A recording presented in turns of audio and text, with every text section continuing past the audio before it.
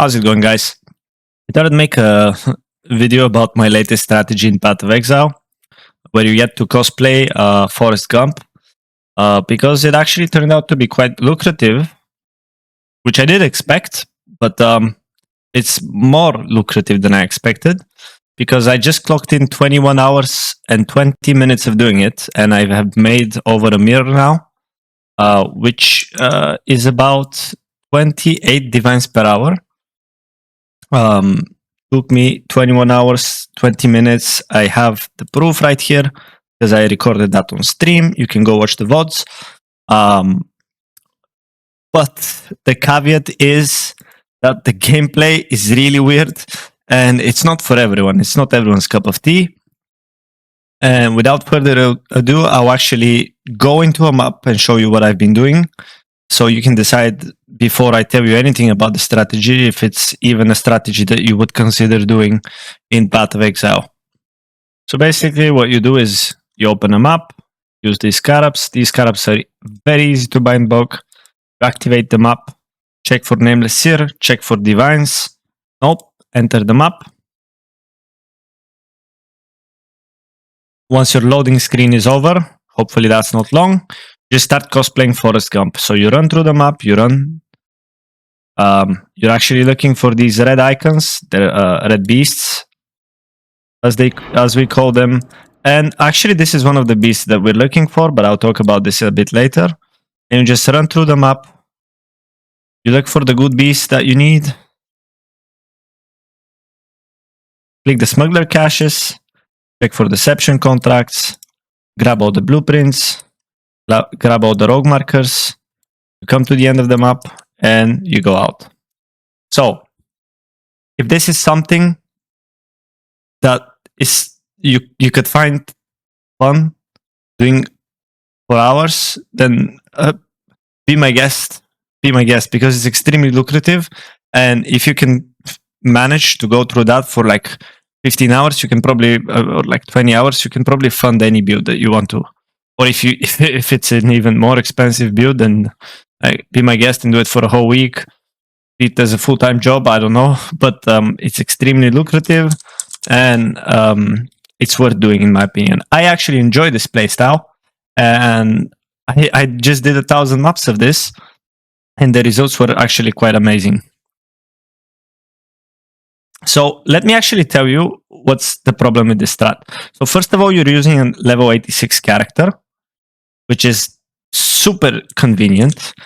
And you're using a build that costs 5 divines. That's your runner, guys. You're going to be running on this guy through the map. And you can actually make this much faster with more investment. But like for 5 divines, this is what you get.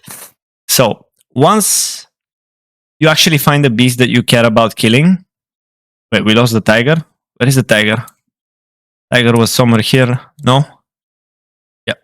So once you find a beast that you want to kill, you open a portal. Go to your other character, which can be any character that can do a white tier 16 map. And there's quite a few of those. Just go back to your map. You open a portal and you capture the beast, basically. Then you get 2 copies of it. You get 2 copies, you sell those, you sell your blueprints, you sell your contracts, you're making profit. Now here's a little trick that actually I do when I'm killing the beast. I will press H. I'll click on captured beasts. I'll Control F. So Control F, type something until this appears blank. And then I'll just start attacking. This is a CogDD build with like 20 div investment, but you can have a much cheaper build that can do this. And when you get the beast that you want, you just log out, go back to Forest Gump. Alright, this is basically it. If you can manage this playstyle, stay for the video and I'll give you a little bit more detail about the strategy. So where does our profit come from? So most of our profit actually comes from imprints, or so-called Crikey Chimeros. Crikey Chimeros are the beasts that you use to save a copy of a magic item in the Menagerie. They're actually going up in price, and they will continue to go up in price because they've always gone up in price throughout the league. And currently they're at 1.6 div, probably could be 1.8 in bulk. I've calculated them at 1.7. You can sell them for up to 2 divines because the bulk is really not that much right now on trade. Like if you see people actively buying them for like 1.5, this guy was actually buying them for 1.6 in bulk earlier, then it means that they can sell for more if you have over 100 or so. Let's have a look here actually. On TFT, bulk beasts. People are selling them for 1.7, 1.7, 1.7. Yeah, you get the idea basically. So this is our main profit margin. Then we have tigers, which is the beast I just killed. Then we have fully revealed blueprints, which we get once every 10 maps or so. And they go for about a div on average, I would like to say, I guess, maybe 0.9. You get random blueprints, which sell for like 18 to 20 C each. I've never sold them for less than 20 this league, so I've listed them as 20. And deception contracts, which sell for like 6, 7 C. They used to be 9. They could drop in price a little bit, could go down to 5, which doesn't really matter. It's not a big deal. Rogue markers, I've listed 50k for a div. So it's actually quite, they don't change in price that much. So they'll stay because people will be looking for simplex amulets. All of these things, they sell incredibly easily. You only need 2 message templates on TFT, one for beasts and one for heist. Like those, and then that's basically it. You don't need any listings of thousands scarabs or like any other bulk trading, anything like that. You just buy your map ingredients, which are like super easy to get. I'll show that in a bit. And that's it, your profit. It's easy. So what about the map costs? Well, the map costs for 1,000 maps, I actually spent 89 divines. Here, I'm saying that you can buy 30 maps, and we only run strands or Jungle Valleys. You can run other maps, but it's not recommended. We only run strands in Jungle Valley. And currently, you can actually buy 45 strands or 40 for a divine. So like that's a little bit skewed. If we go ahead and say 40, your profit increases. But let's say 30 for the sake of being like a conservative calculator. You're using 2 different scarabs. These 2 scarabs are Bestiary Scarab of the Hurt, and there's a limit of 2 per map, so you use 2 of those. And Bestiary Scarab of Duplicating, which like duplicates all the beasts you find. So every time you kill a certain beast, you get 2 copies of it. Great. There's a limit of 1, unfortunately, but that's it. And yeah, so I ran 1,000 of these maps. This squad tab was full of maps, and this squad tab was full of maps all the way to here. So now they're all gone. These are new maps I bought because they were super cheap. And I got all these. All these are deception contracts because we don't care about the other ones. These are blueprints. These are fully reviewed blueprints. These are not included in the calculations. I'll talk about them in a bit. And you can see my heist locker is actually full of deception contracts, rogue markers, and reviewed, non-reviewed blueprints. So let's talk about bestiary. I'm going to show you only 2 beasts that you need to find if you're doing this strategy. Every other beast on the map, you actually skip. You don't care about any other beast other than the 2 I'm going to show you. I'm actually showing you 4 beasts so you know how to differentiate the beast modules, like models, the beast models correctly. So this one right here that you see is a cat. It's called a Pharik Lynx. It's a beast that we don't need, but it's easy to confuse a tiger for that beast. So this beast is like a little bit small. It looks like a cat. It has like spots on it, black spots. It looks like a leopard kind of with the spots. This one you skip when you see immediately. Skip this beast. It's not a tiger. It's worth 5C or something. You don't care about this one. This is the second beast that we don't care about. It's purple, like the other beast that we're actually actively looking for. It has legs like a frog, but its distinctive trait is that it looks like an ass, sort of. Still jumps at you. I don't know why this one is going invisible, but like it looks like that plant that eats insects. So you don't care about this beast. It's called a Crikik Mole. You don't care about it because it's cheap. So this is one you skip when you see it. Like in certain situations, you can actually get Nameless Seer or Divine Mode. So if you get the Divine Mode, you're gonna press X, and you're gonna swap your Atlas tree to another Atlas tree that has like more pack size, so you can get more Divines drop from it, whatever. If you get Nameless Seer, you're gonna open the map, and I forgot to say, on the maps you want Heist, those 3 Scarabs, and a Strand or Jungle Valley map. So you open the map. In this scenario, I'm actually gonna pick something that is not a beast, because sometimes if the final mob you kill is a beast and it's captured by Einhar, you then don't get the actual... There's a chance that you don't get the Nameless Seer, so I'm gonna use it on something that is not a beast.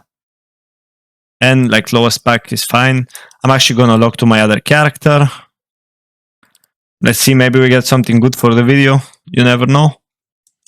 I'm gonna go on my CogDD build here, and I'm gonna start doing the map. This is gonna take a while, so I'm gonna skip directly to the Nameless Seer. This beast used to be quite expensive. The big spider you can see on the screen with the white spots on the back, right there. It's called Phenomoplague Arachnid. Unfortunately, it's not worth anything at the moment. At some point back in the day, it used to be like 3x per beast. But unfortunately, now it's worthless. It's like 7C each, so it's not worth our time. Alright, here we go. We spawned the Nameless Seer. Let's see if we get anything good for the video. Oh my god, we've been scammed, guys.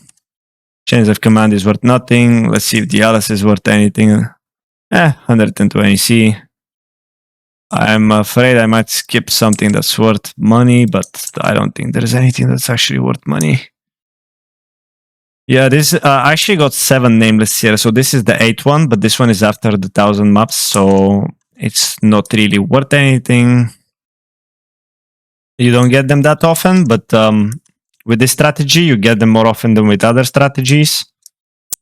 And that's basically it. I'm gonna skip over to the next piece that I want to talk about. There's another mo here. This is the one we skip.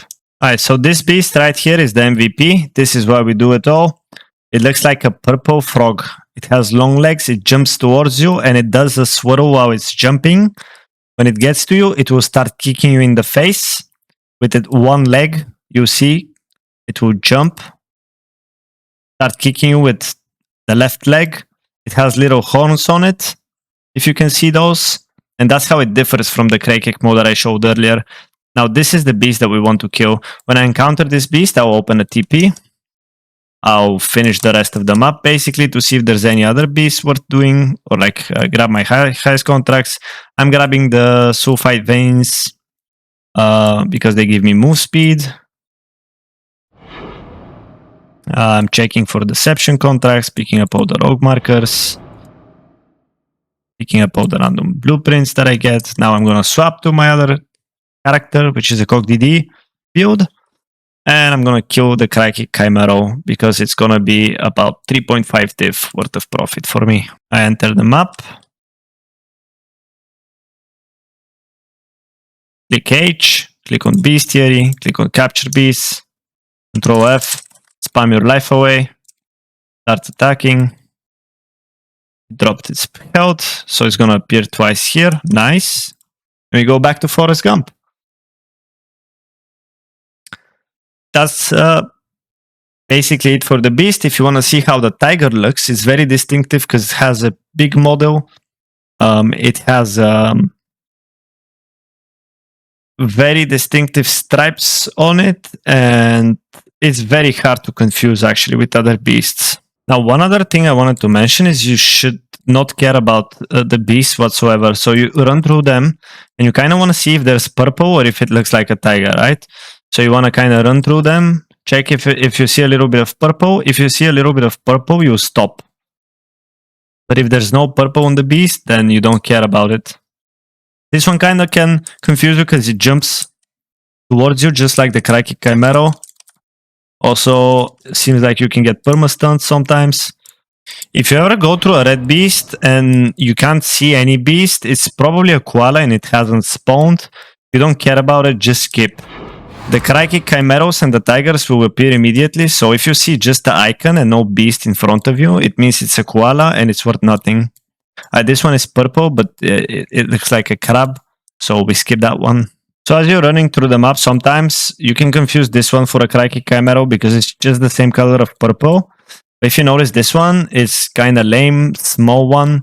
I think it's called a spitter. It's not worth anything. It's absolute garbage. And its model is always small. While the Crikey Chimero and the Crikey Moles, they have big models. So that's like the easiest way to differentiate them.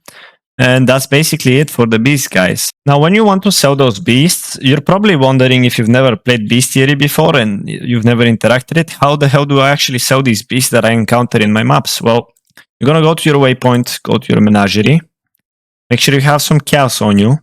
You're going to talk to my man, Einhard over here, purchase items, and he'll offer you bestiary orbs for the price of a single cows. So this bestiary orb, you press H while your inventory is open.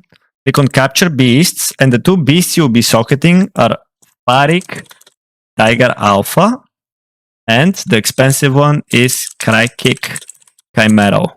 So this one, you right click on the orb, you left click on the Crikey Chimero, and now you have a socketed Crikey Chimero that you can actually sell. Easy.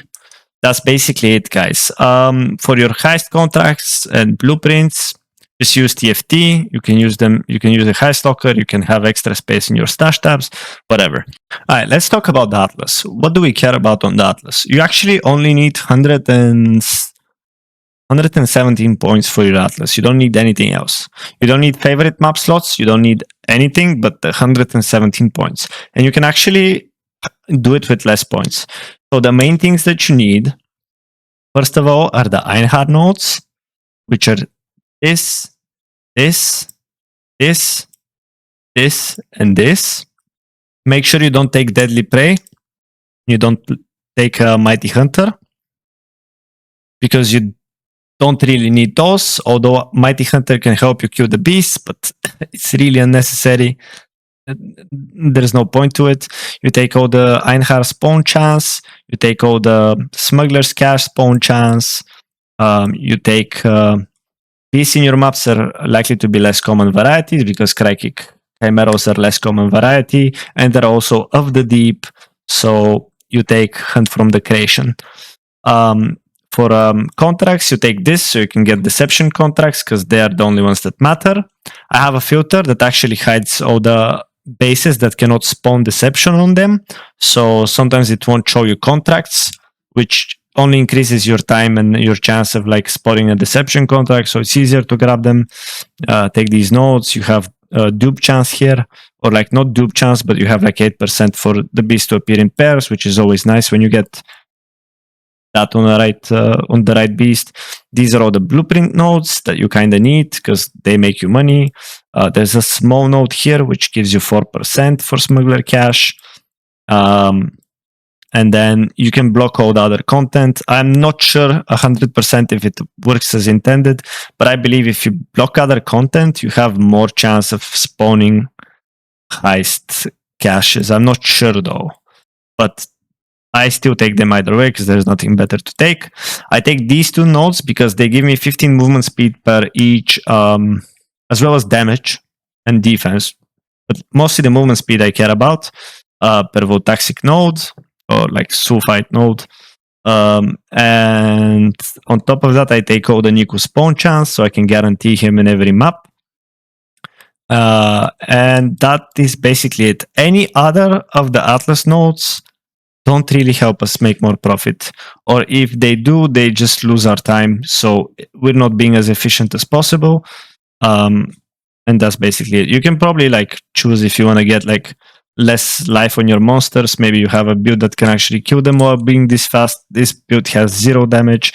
If you guys actually know a 6 link that we can use to swap for this build, please mention that in the comment section below. You'll be a complete G. I didn't have time to figure such a build. I tested some stuff. It didn't really work out, so I decided I'm not going to do it. But that is basically it for the build. I'll link a POB in the description section. Note that this build is just for move speed and defense. It doesn't have any damage whatsoever, and you can definitely make it faster. You can get a Mage Blood, you can improve it. It's just utilizing Berserk, Decoy Totem, Molten Shell sometimes, but not necessarily, and you're phase running basically through the maps. Because you're using Sulfite nodes, you can actually go to the mine encampment every now and then, and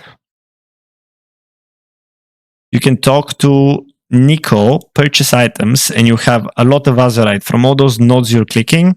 So you'll be able to buy like potent chaotic resonators, which are like best value for your money right now. But in 1,000 maps, I only get like 3 or 4 divines worth of those. So it's not really worth bothering even. There's a way to exploit how much Azurite you get now with the new O Flames. So resonators are kind of a dead market, so I don't even bother buying these. It's just a nice mention, like an extra 3 div sometimes could be like nice to get, I guess. So in terms of the heist caches, you only care about several things.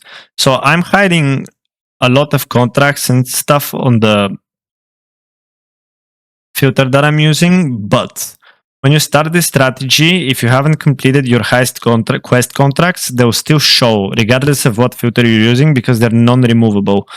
So you can either ignore these and make them like small shrift like I did at the start of the strategy, or you can actually finish the quest line and remove all the unique contracts except one. Because when you finish the quest line of these quest contracts, you actually get the chance to drop unique contracts, and unique contracts are worthless, but you have the option to remove them from your filter completely, so your focus is not wasted when you're running these maps.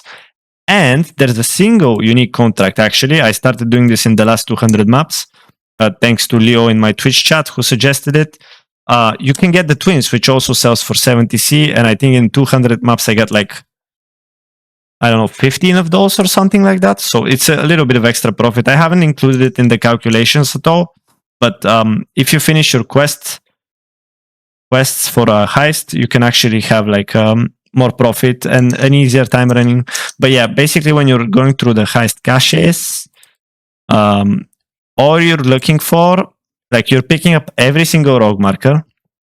You're picking up every single blueprint that you drop. And when you drop a contract, you just hover over it. Let me find one. So when you drop a contract, you hover over. If it says requires deception, you grab that. If it doesn't say requires deception, but says something else instead, you just skip it and don't take it, essentially.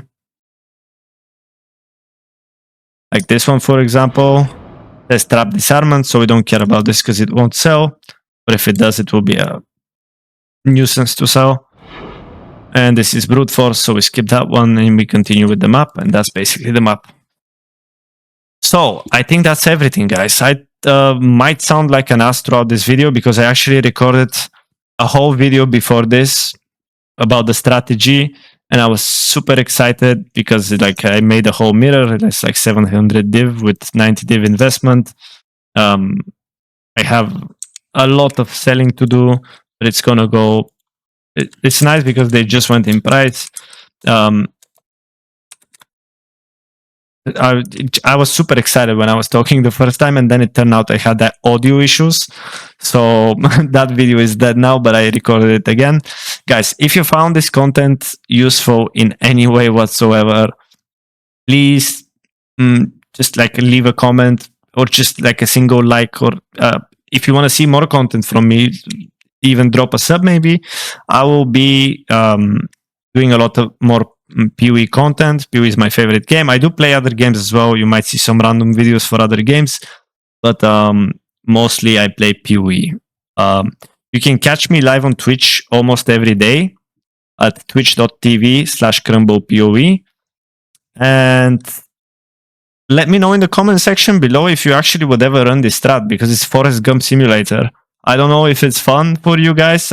Some people prefer killing monsters.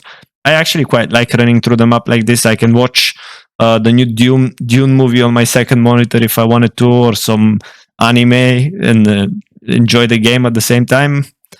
And make mirrors is fun. I'll probably do something else on my stream now, but that's basically it, guys. I hope you found this helpful in any way whatsoever. And I'll see you in the next one, hopefully. Bye, guys. Have a great time.